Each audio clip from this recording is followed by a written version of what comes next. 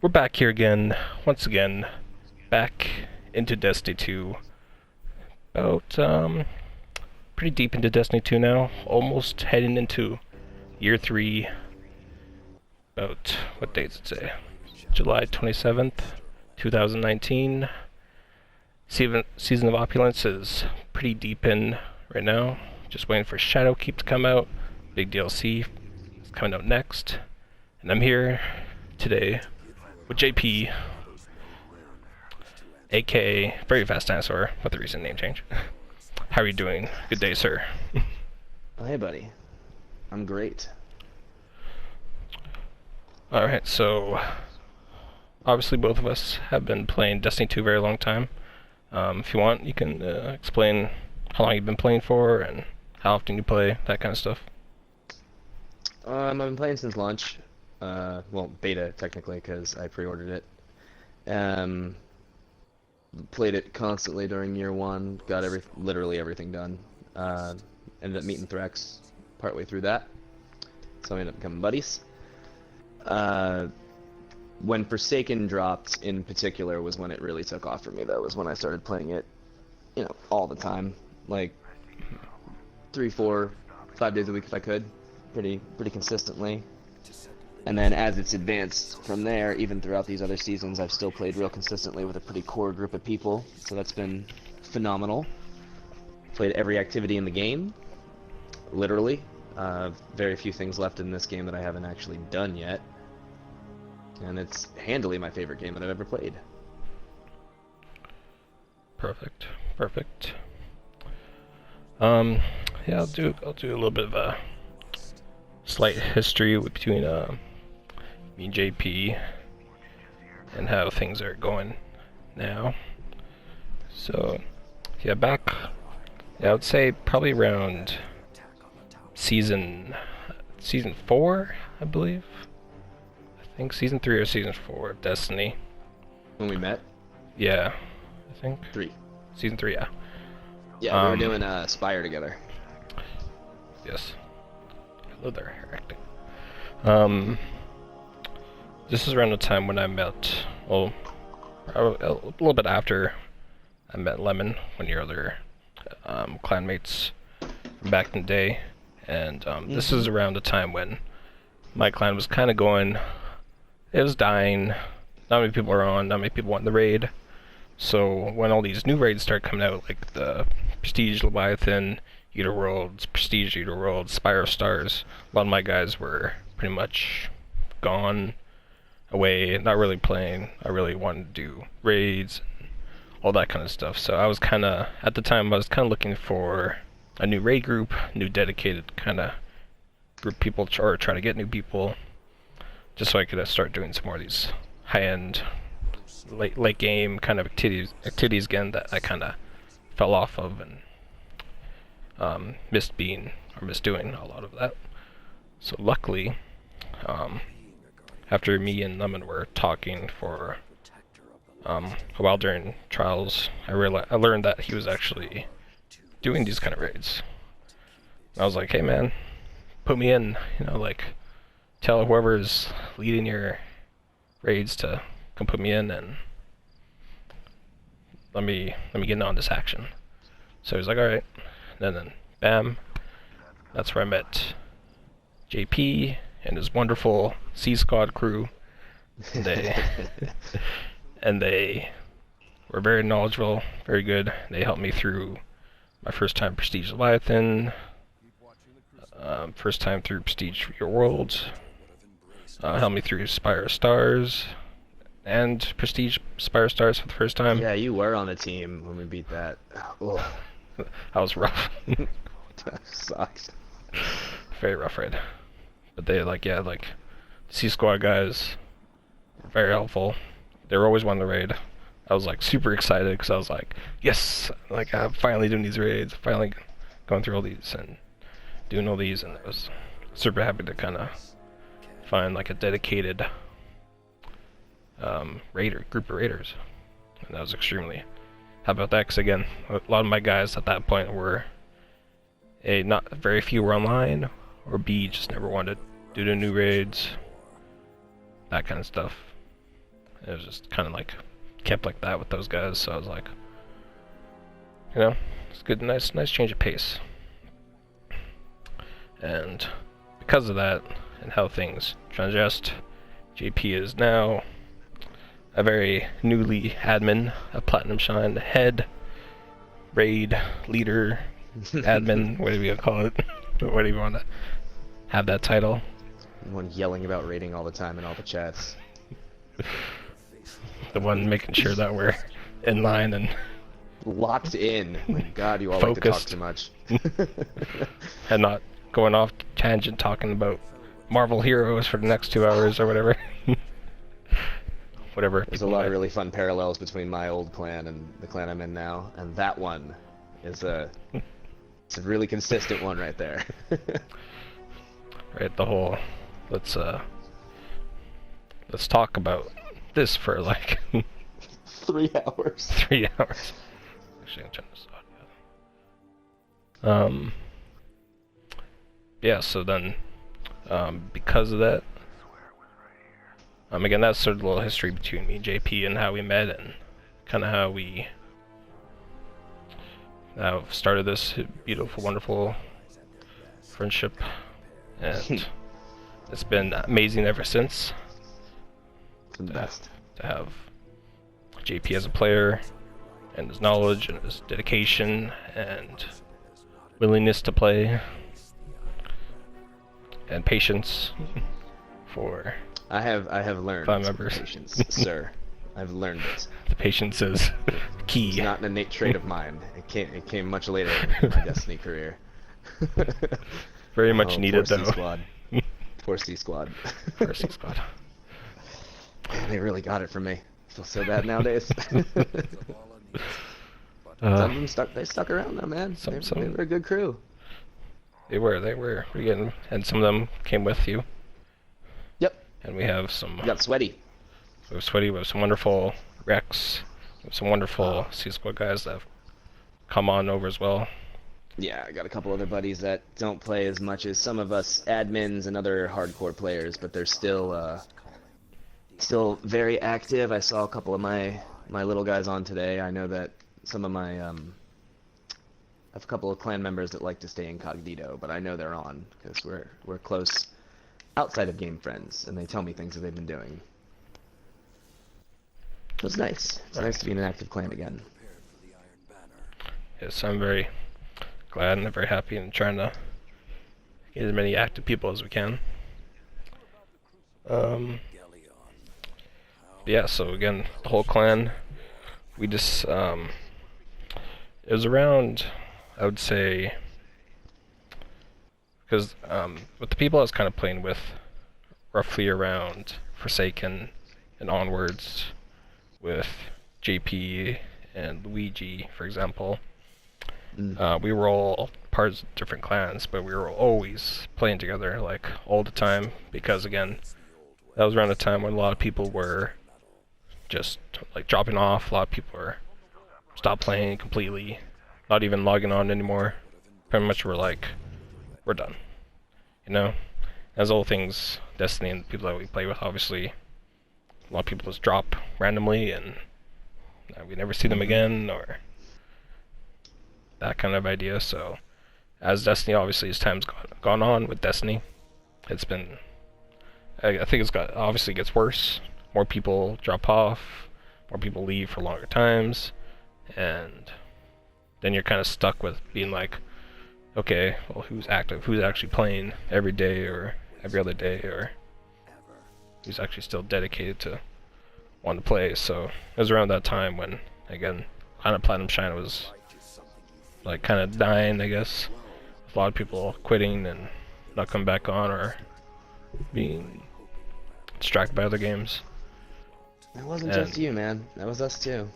Then again, happening with the C-Squad, with JP's crew, Luigi's crew, a lot of other clans were all starting to fall into the same thing of, oh, we're losing all these people. They're not playing anymore, but like us, we're all still playing every day or every other day. Still wanting to do raids, still wanting to do grind for this, grind for that. We're still still had the spirit and the fight, the fire in us. You could say. I gotta push back the darkness, dude. Gotta Who push else is back gonna there. do it? So, we have to defend. So then, I think it was the start of. I got crime. I think it was about at the end of Season of Drifter, or maybe Yeah. maybe it was halfway between Season Drifter. We were talking. I was talking to Luigi and JP. Or like, maybe clan merging should happen. So at this point, like we were all hoping. I know we were hoping for sure that that eventually maybe people would come back. That maybe Season of Drifter or Season of Opulence or the Blacksmith might bring people back, entice them to come back and continue, but obviously that didn't really happen for both of us. Not enough. Not enough for like a full dedicated Clan. group. Yeah. A few here and there. Kind of getting people, at least these kind of got people thinking again about Destiny, which is good.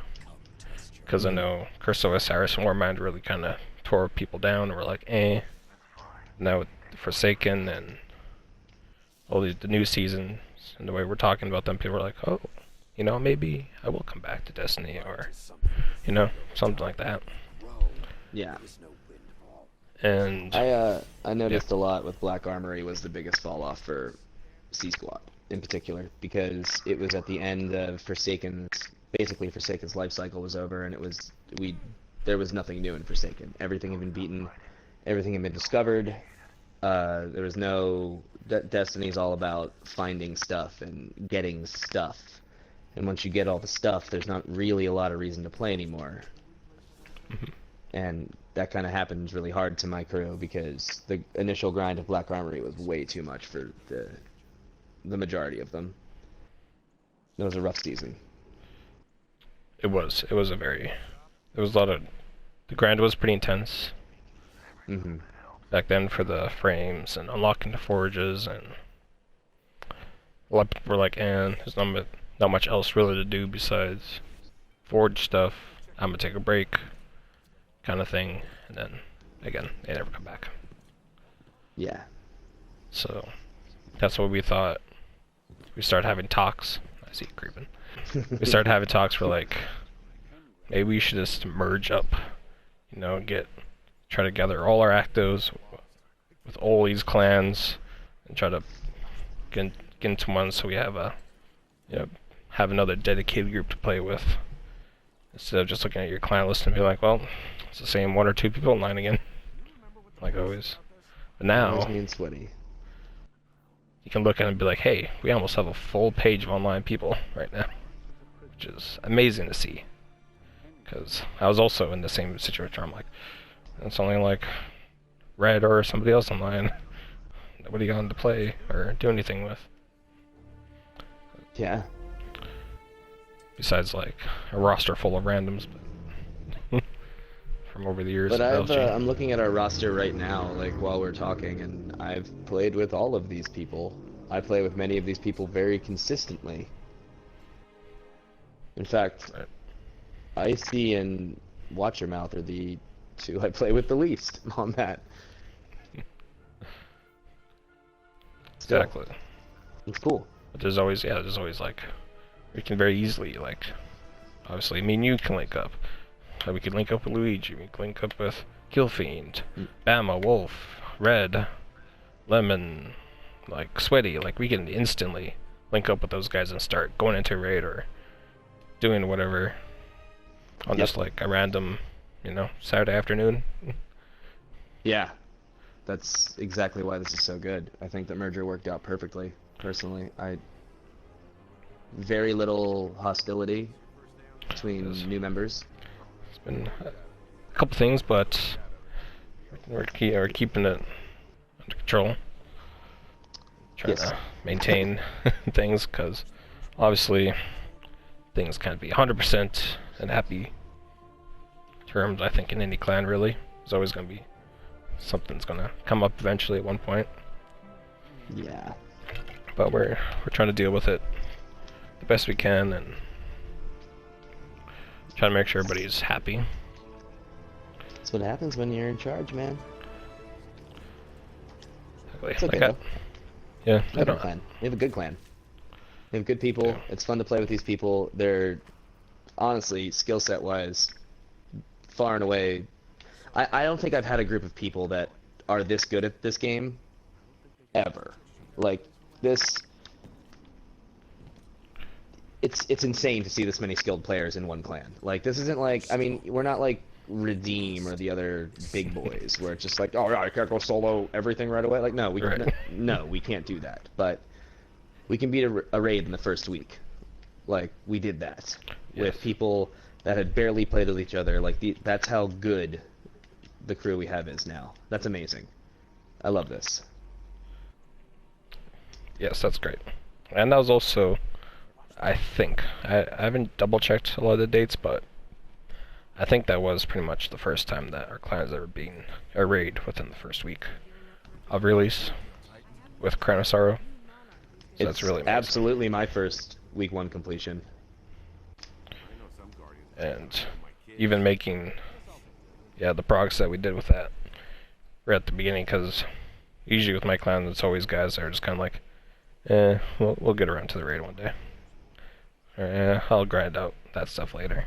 So then it's always like a couple weeks or so before we hop into the raid and get it done, or upon first release. My thing with it is that week 1 raids are like a fundamentally difficult thing to complete in this game because they put in stops for your power growth, like, per character. So you have to, like, what we did, like, especially Sweaty and I when we were on at reset, and he had the whole thing mapped out. And until you hopped on, that was the only deviation we had, and it worked out great for us. But if you don't, like, have a spreadsheet ready to go and have a game plan and are, like, laser focused, you're just not going to be able to get it done. And otherwise you're trying to go in 35 light weaker than we were, and you just can't do it. And that was always a big problem with some of my old crews, is that we weren't strong enough. And we wanted to do it, but Exactly. it's hard. It is tough. Like having to have 3 characters all ready to go, following exactly that, like a schedule that, like, we're doing this on this character, and then swapping over all your guns, and then doing this on your character, the second character, all within like a day is a lot. Very went, tough. I think 18 hours the first day, like, straight of gameplay when this dropped. I did, at least. I think I was, reset to 4 a.m. and I'm on the West Coast, so it's a lot. It is very intense planning. A good plan though, Very fun. and it did help us beat the raid within the first week, which is fantastic. Day 1 was a little rough for Crown though. I think we're going to be more prepared for it for Shadowkeep. Yes, for the new DLC, we're definitely gonna make sure all 6 people are on the same page. And have Well, it's you, Sweaty, Rex, and myself so far for the raid team. That's the team that I'm curating, and I'm going to handpick everybody. And I'm going to be firm, but fair when I tell people no. Exactly. We'll have, hopefully the team is going to be ready to do that. Have time, either taking time off work for the next day or two, whatever it kind of takes to Be there for the fight. hopefully be there and do work on day 1 and achieve a very amazing goal of trying to beat a raid within 24 hours. Oh my god. Because there was only one team on PlayStation that beat Crown of Sorrows within 24 hours. Big congrats to Mr. Fruit. That was his team, right? I think it was Rikakis, I think, actually. I'm not sure who else. I'm not sure who was all in it. Well, though. I like both of those 2 guys for the most part, so congrats on both of them. Yeah. The raiding crew is very heavily. A lot of the content creators and stuff are all on PCs, so a lot of people on PC beat it, but PlayStation console crews these days are pretty slim, you could say, Yeah. in terms of how many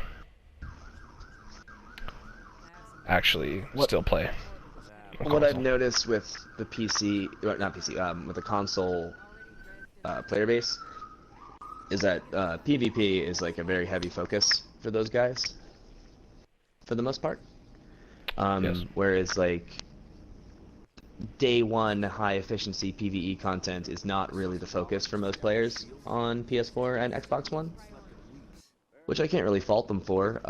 It's those situations are way harder to deal with on a console. Like you're using a weaker piece of hardware, so you have a big Indeed. issue trying to figure out mechanics. There is. But we did real well with that stuff for the most part. Yes. Also, Crown, I would argue, wasn't really a mechanically difficult raid once you know how it works. I believe that as well. Like it's one mechanic. You have one mechanic the whole raid. Yes. Just remember to swap your buffs. Still gotta get in there. Got more raiding to do. Yeah, we do have to get back in there. Alright. But yeah. Next, more things. A little more about the clan too. Oh yes. Kind of, I guess, going back a little bit. Hello there, random. I see a lot of like that dedicated group that could always play together, always find people to play with to help out, do this, do that, and have like in like raids and stuff. I always wanted to have that kind of reputation if I could to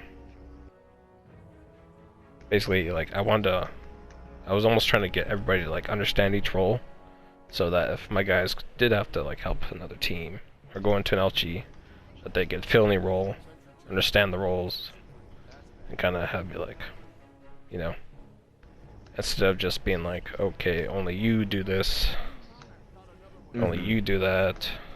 I always wanted to try to, you know, have people just kind of like fully understand everything, instead of just being like, okay, you just do ad clear and that's all you have to worry about. I always want to be like, okay, you know, this time you can grab the orb or do this, or you know, have a different kind of role. You know, teach people how to like, I don't know, doing the Shiro Cheese stuff, or Yeah, I agree with that. For the most part, I think that the raid team in general for D2 has done a really good job in making everything that you do important. In that there's not just 3 or 4 guys just shooting ads while 2 guys go do all the stuff. D1 had a lot of situations where that was the case. yes, Crota sticks out particularly in my mind, where 1 guy is the hero, unless you're doing the challenge, and then 3 guys are the hero. yes. It makes a player better when they know how to do everything, and that's something I'm noticing a lot more with the crew that we have, is that they're able to do everything, which is cool. Yeah, even if they As don't. a Go ahead. I was gonna say, even if they don't know what to do, they're willing to like learn and all that. It's less anger and more frustration with themselves for not being able to understand a mechanic right away, and that I think is a key difference in mindset of our overall, like, our rating teams, because I would argue we have multiple rating teams now.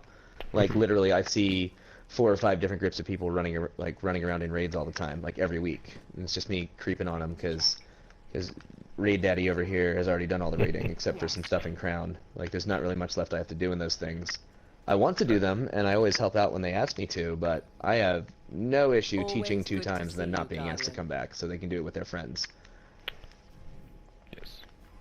Thank you for shopping it out. Raiding's always been the best part of Destiny. It's It has the been. most fun thing you can do in the game. I wish the rewards were better, which I think with Shadowkeep we're gonna see some really cool stuff because we're at the end of the Activision life cycle here. So like all of this stuff was made with Activision thought process in mind right now. And we're about to, in September, get a big blast of Bungie only thought process with Destiny. We're getting a new video game, which I'm really excited about. This is the new game. And it's gonna be great. I agree. I think Shadowkeep will be pretty amazing overall. But yeah, raiding is definitely like easily the best thing you could probably do in Destiny. There's just not a lot of other stuff that's like really worth that kind of time commitment. You and I should have been doing Nightfalls this whole time, by the way. We'll do this after. Yeah, that's fine. But it's the most important thing that you do in a game too, because it teaches you the teamwork mechanics that make you better at everything. Like there's a lot of, it's not like shooting mechanics and map awareness like you need in PvP, but communication with teammates is huge in PvP. So it teaches you that, and that's really valuable to bring over. It's awesome. Your shot calling improves, which is so cool. Exactly. It is that extra like something that you wouldn't get from a normal FPS kind of game. Right. It's not just, you know, it's not just bullet sponges where you're just like, I was gonna stand behind this corner and shoot this boss for the next 10 minutes. It's like, right. You gotta do this, you gotta take the orb over here, you gotta wait for this to happen, you gotta slam this, and then you gotta do like, jump over here, stand on here, and like there's like... Everybody run in the pit and shoot Golgoroth in the stomach. Everybody shoot Golgoroth, yeah.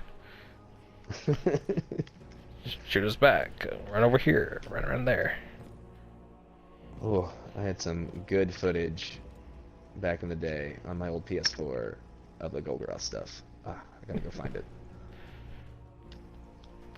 Yeah, the Golgoroth challenge.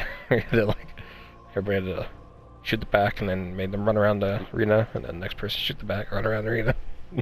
You wanna know a really funny thing about that challenge? Yeah. So, another tangent that we're breaking off on because you and I are terrible about doing that. Feed off each other. After this story, we'll get back on track. Alright. So, when the Golgoroth challenge came out, my raiding team back then comprised of some of the guys that you raided with, like Joey and Fowler and Shot. It's all guys that you've raided with before. I don't know how much you raided with Atkim, but Atkim was part of my core raiding team because Atkim was always a good second for me. He would, because most of the mechanics in D1 involved team, like pairs. Right. Like there were very few mechanics where you were a solo person.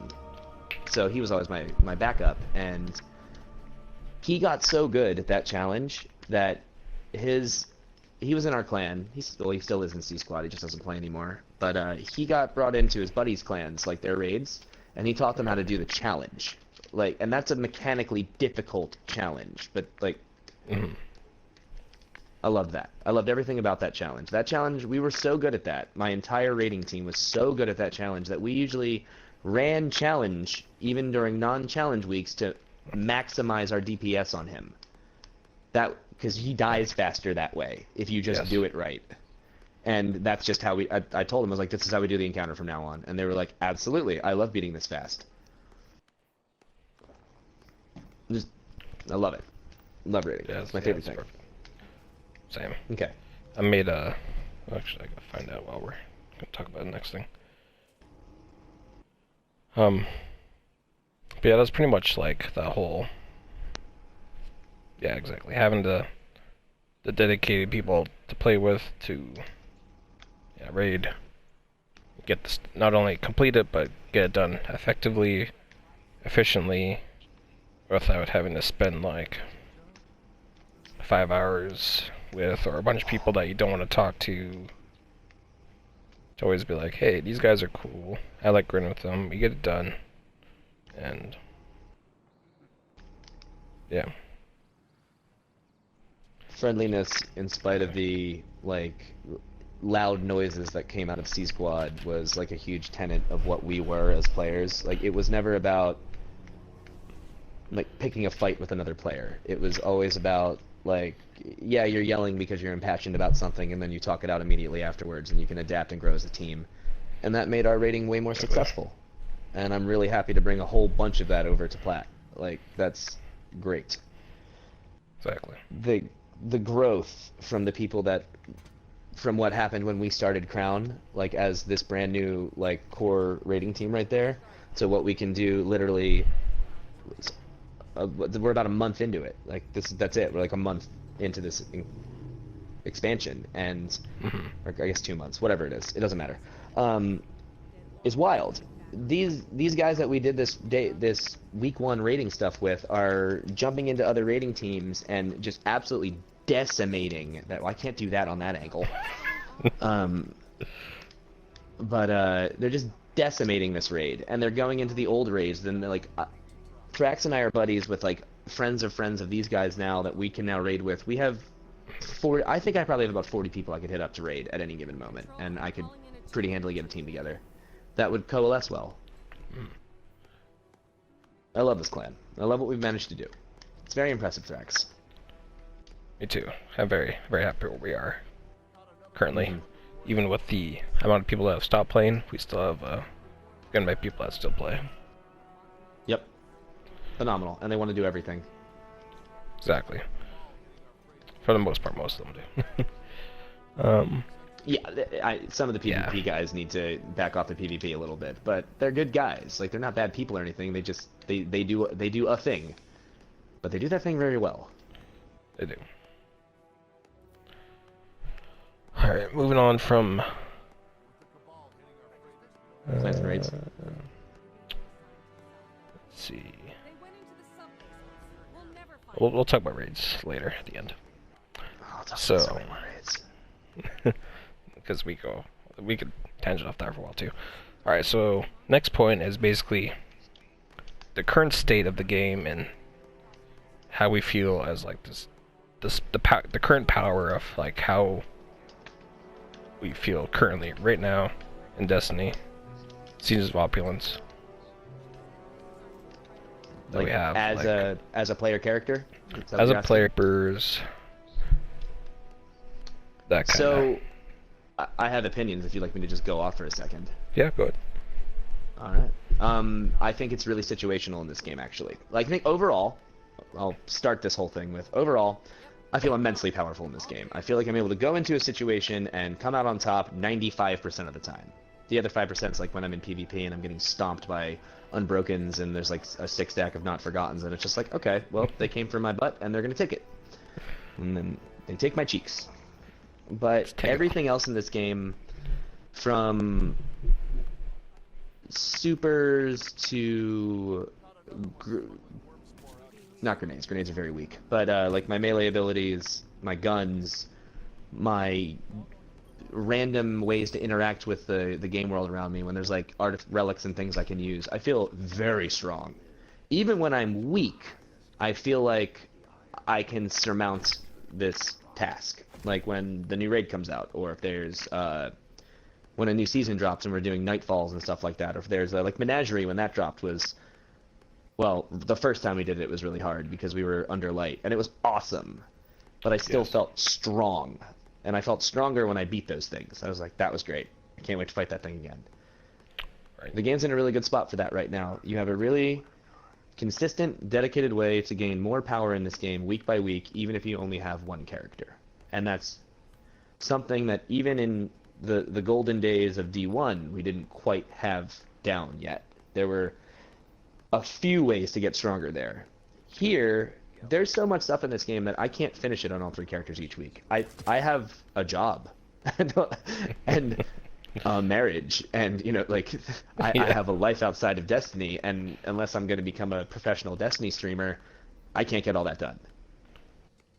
To be able to say that about a video game that I still put that much time into is awesome.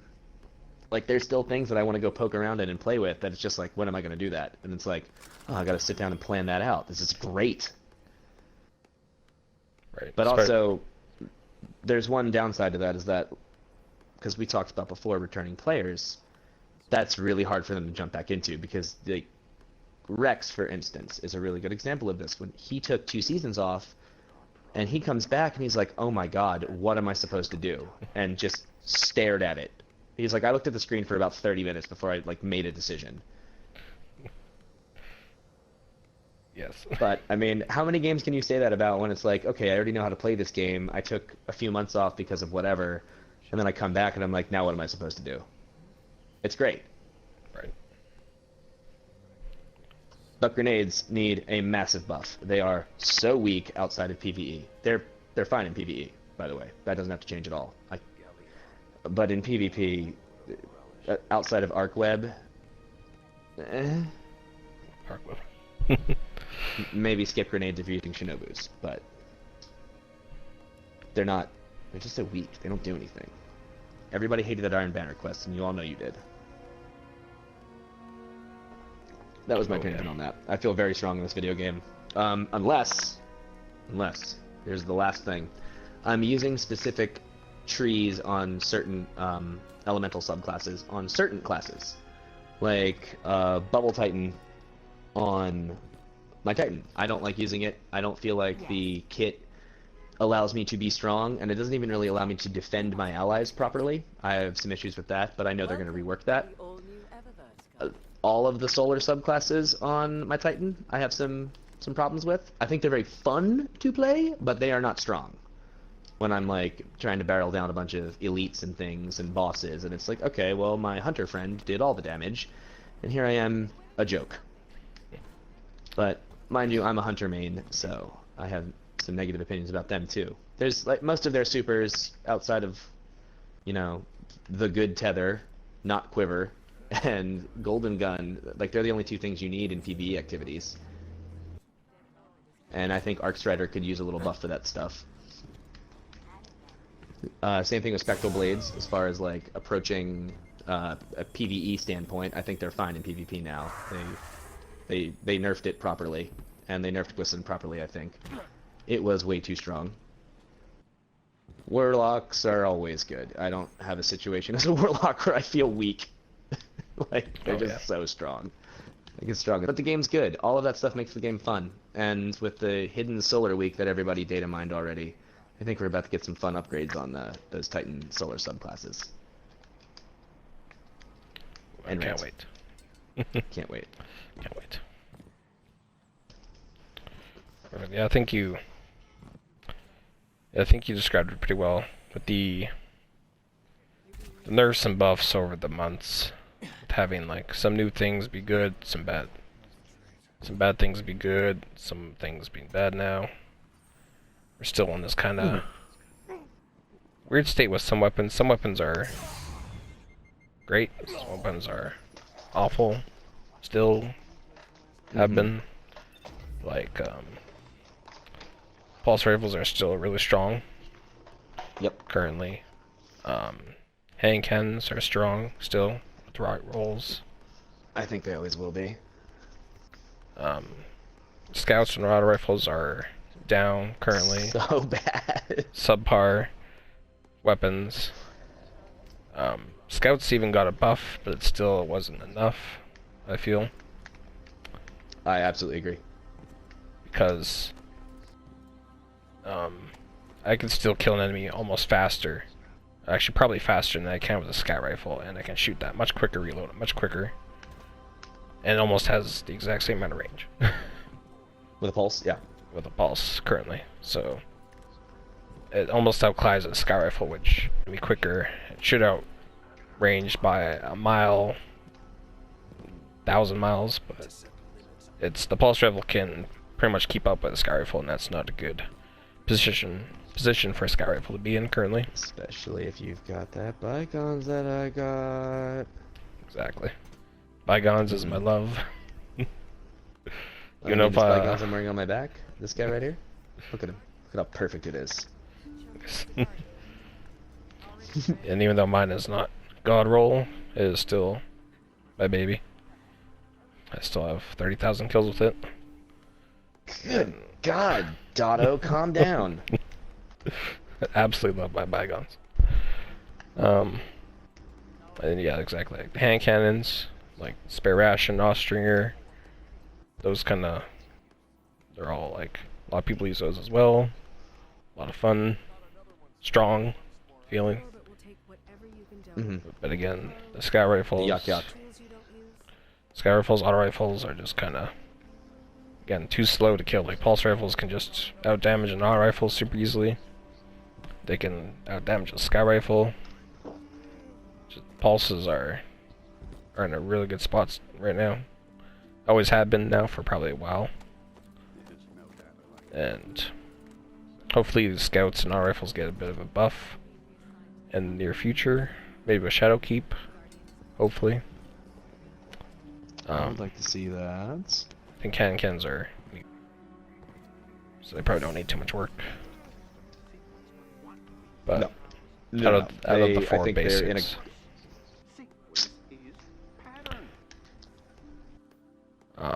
pulses are still better though. Like pulse is just that's just your workhorse weapon. especially with like what I'm gonna expect in this new encounter. I'm gonna Outbreak put my Prime. bygones. I'm gonna. Oh, outbreak! Oh my god, what a weapon! yeah, but pulse rifles are always my go-to for like end game activities. 100%. Always. Yeah, and then when they re-released Outbreak Prime with the Catalyst, ooh, so good, so good. What a strong weapon. So strong. But I like those. I like how I feel with these weapons. Those always feel good. One thing that I recently learned for the specials, if we want to get into that a little bit, is how good fusion rifles are. I'm a longtime player of Destiny. I've played since the D1 beta. I didn't really like fusion rifles ever, outside of the specialized ones, like Queen Breakers, Jotun, stuff, you know, like the cheap ones, basically, because they're a little more fun to use. But with this season, and the buffs that fusion rifles received in general, I was like, oh my god, these weapons are fantastic. This is so fun to play as now. Like, I love using this gun. I finally get it. Finally. Yes. I love how strong you are. Shotguns, I love. I think they're in a fine spot. To be totally honest, rushed in the Crucible with a shotgun. If you have access to Last Word, I highly recommend getting Last Word. It's phenomenal for stopping those people. Side note. Snipers are finally cool again. Finally. God, that took so long to bring them back just up to the D1 level. They're great now. You need opening shot. We don't need opening shot. Opening shot's phenomenal. Snapshot, quick draw, all of that. Those are the things you want on those, and they're great. Pretty much in any situation. What else do we have? Sidearms. Sidearms are a joke. Thrax here uses sidearms occasionally just to troll people and me, but I like fucking they're a around joke. with sidearm. You The do. lonesome is my. I like it. You do. Yeah, but you're you, and you're weird like that. They need a lot of work. They need a lot of love. They need a lot of attention. Trace rifles are fun. They don't need any love or attention. They're just fine where they are. Wave splitter, maybe a little OP, but that's kind of the point of it, right? Yeah. And they're not going to nerf it until everybody has access to it, so good luck anybody that watches this and then is on Xbox or PC. Wave splitter is going to ruin your world. Good lord. Oh yeah. Hooey. You don't know what you're in for. Did we miss any weapon types? And the bow. The bow. I have so many opinions on bows, and they're always up and down. Again, I'll caveat this with Thrax is a big bow fanatic. I see him use them all the time. He's very good with them. They make sense to him. And it's not that I don't mechanically understand what I'm supposed to do with the weapon. It's just that I honestly feel like they're inconsistent, and I think it's because I try to treat them like a gun too much. Because they're just a different thing. But, that being said, Le Monarch is one of the coolest weapons I've ever used in a video game. The noise, the almost haptic feedback you feel when you shoot that. Like, it's almost like it comes out of your controller even with your rumbles turned off. It's a great weapon, and it's very powerful. I highly recommend that. Oh, yes. But I still am bitter about Wishender not being able to one-shot in the Crucible in any situation. They really sold me on the lie on that one. Yeah, I agree. They should have some sort of perk that you can activate somehow. That can. Yeah, like I want to be able to like if I get a kill with it or something, my next headshot kill will kill, or like a one-shot ram kill clip. I don't know, like something like that. I think if it got a catalyst, that'd be a fun thing to do, but also then it would be Wish Ender OP. Yeah, so It would immediately be Wish Ender OP. which is again So like tough to balance certain weapons. exactly. That's kind of my thing with bows, is I feel like they are strong. Like they hit super hard. But I want them to hit way harder, and that doesn't really make sense for the game. It's a me thing with that. I'm like, I just really want this cool thing to work better. Smack him in the face a little harder. Yeah, if they gave them like a PvE buff, Yes. it'd probably make them pretty good. I think that would make them occupy scout rifle range entirely, though. That's the problem with the weapon, is that it, again, let's go back to scout rifles for a second. Bows and scout rifles operate in the same range, and bows do it better. A lot better. Oh yeah. Like, I'm not even a bow fan necessarily, but if I'm in a situation where I'm like, I have to map PvE enemies, I'm gonna throw on a bow. Any bow. And it'll do way better than pretty much any non-exotic scout rifle. Polaris Lance is fantastic. I can't knock that weapon. That's a good weapon. Yes, that was a very good exotic scout rifle. It's a very, very, very good exotic scout rifle. Like, that one I would recommend in a lot of situations. Might is fun. Might is fun for PvP, but... And if Rogue ever watches this, Rogue, yes, Jade Rabbit's a good gun, for God's sake. Oh, Jade Rabbit. What's the other one? There's one more I thought of. Oh, breech loading grenade launchers. One of my favorite weapons of the game now. Thank you, Mountaintop Quest, for making me understand how good those things are. Which I believe a certain Thrax hasn't even done yet. Not yet. You need to. That's your real job. It's so good. Yes. Mountaintop, very OP. Here, I'll put it on to show you. They're phenomenal weapons, but the big thing with these is that when Bungie made them, I don't think they realized how difficult they were going to be to use in-game for everyone, because it's the first time that you have a projectile that you actually have to, like, calculate the arc with. Never happened before. Not in this game. But they're awesome, and anyone who wants to be good at anything in the game should learn how to use them, because they rip bosses apart. Even without spike grenades, grenade launchers still do huge amounts of damage. Yes, they got a recent buff that made them really, really strong. And I hope they fantastic. never change it, because they're great. But they will probably change them, because they're a little OP right now. Like, kind of like meta damaging OP. Which is a shame. They are. Yeah. Same thing with the drum-loaded ones, the heavies. They have the exact same ups and downs as the breech loaders, except that you can shoot a bunch of them really fast. Big fan of those. Oh, Swarm of the Raven. Oh, so good. Swarm of the... Speaking of Swarm, it's Iron Banner right now. Saladin's Oh, let's back. do it. A nice little update they did recently is now you can roll enhanced perks with the Iron Banner armor, which they never did before. You want to be jealous? What? Check me out. Check out my armor. I had to interrupt him. Sorry, guys. Sorry, viewers. Let's see what you got. These are the rolls he gave me from the bounties. The quests. Oh yeah, that sniper you're talking about, yeah. Very nice. All the sniper. All the sniper enhanced perks. And shotgun scavenger. Because, you know. No, let's put that as machine gun scav. This tournament celebrates the old ways. Come test. I hope that your viewers go into Iron Banner, though. Either the rest of this weekend or during the next one. These armor, the frequency in which he drops enhanced perks is phenomenal, especially during the quest line. Yes, and you really do. Swarm of the Raven being one of the top DPS weapons currently. think it's the top DPS, isn't it? Like Yeah, there's the nothing top. better than it. Currently there's nothing better in terms of just raw damage. And if you're in like obviously a well or Lunafaction boots or have a barrier up with a Titan, if you just shoot all those shots, Swarm of the Raven direct shots onto a boss, it's the best DPS weapon currently. And if you're using like against a boss, if you got boss spec too, it's like It's so good. grenade launcher would be a top DPS weapon. Well, not when they came out. Oh yeah, not when D2 was first around. Mm-hmm. Back in the day.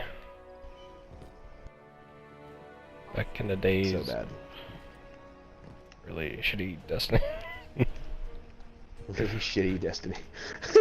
Yeah, I mean, it was bad. I can't argue that. I missed D1 really bad during the first year of D2, and then they fixed it. They did it. I'm proud of them. I'm happy to be a patron and dedicated player of this video game now. Yes, they fixed a whole lot of things. Way, way better. It's like 9 Day, the game. This is a different game than the one I played when it came out. Oh yes, completely. And I feel like, again, another reason to why people left, because when the game first came out, Curse of Osiris Warmind, not amazing parts of the game for sure. Warmind was like a breath of fresh air. Yes, at that Warmind point, was good. I liked Warmind. I liked a lot of Warmind. There were parts of Warmind I did not like the randomness of getting the Mars weapons from Anna. The True. Rasputin engrams, I did not enjoy that. Very true. They gave us some really good Otherwise- weapons though. Kilo shotgun,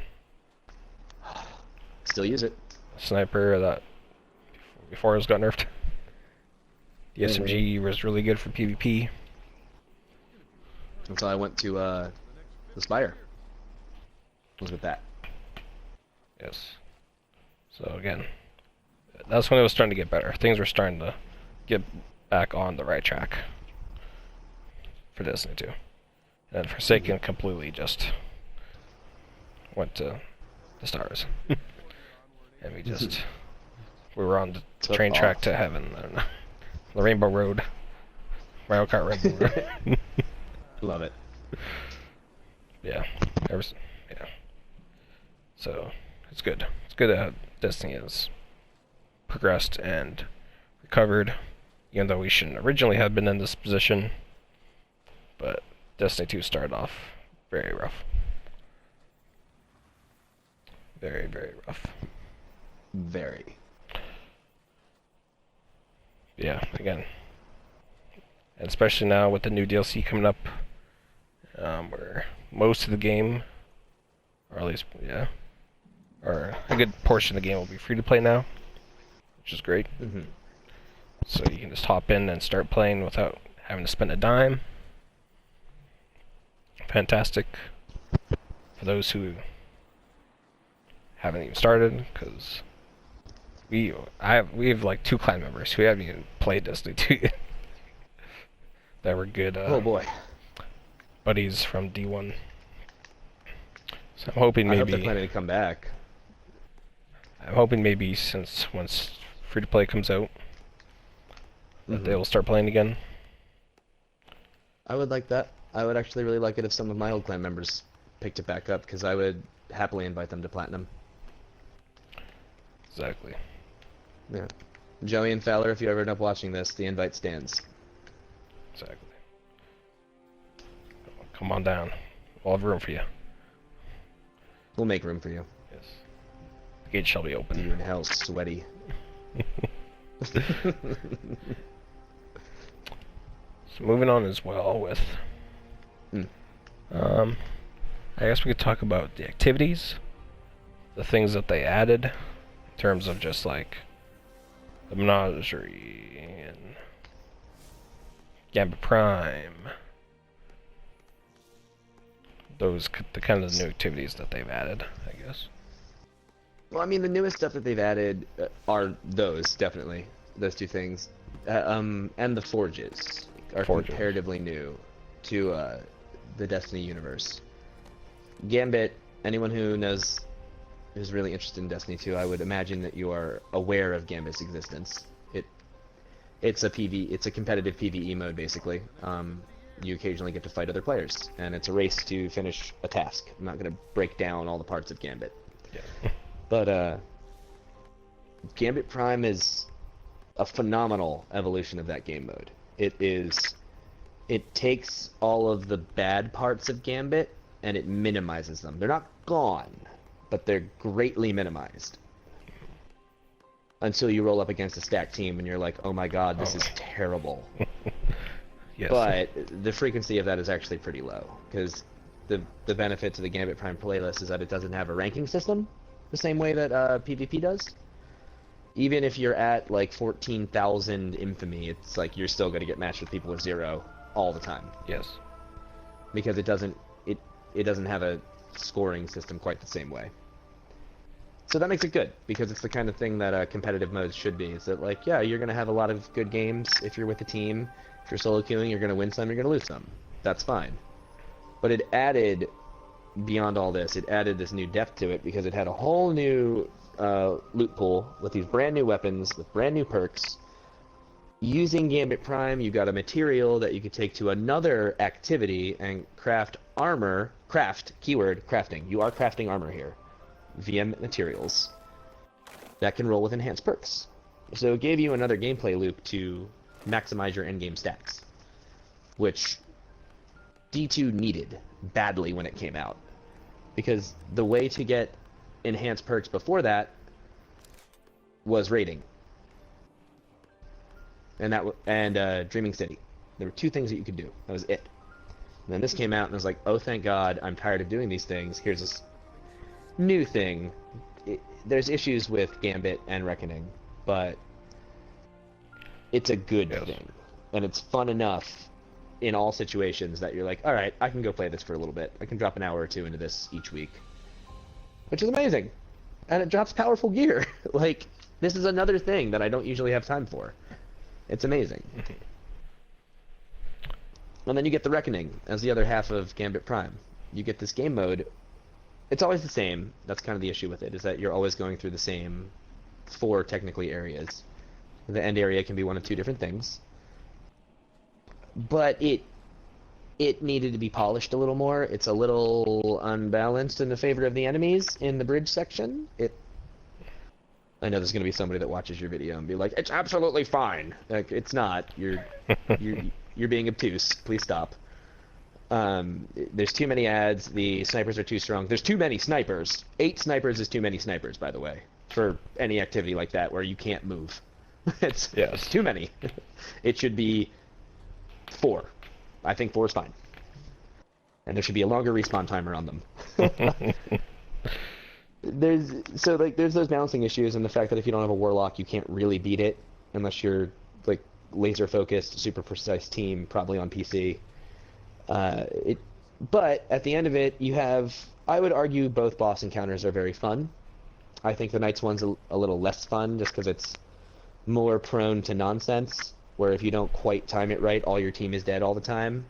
Whereas the Oryx fight's a little more simple. Let's just kind of shoot him, keep shooting him. It's very deep.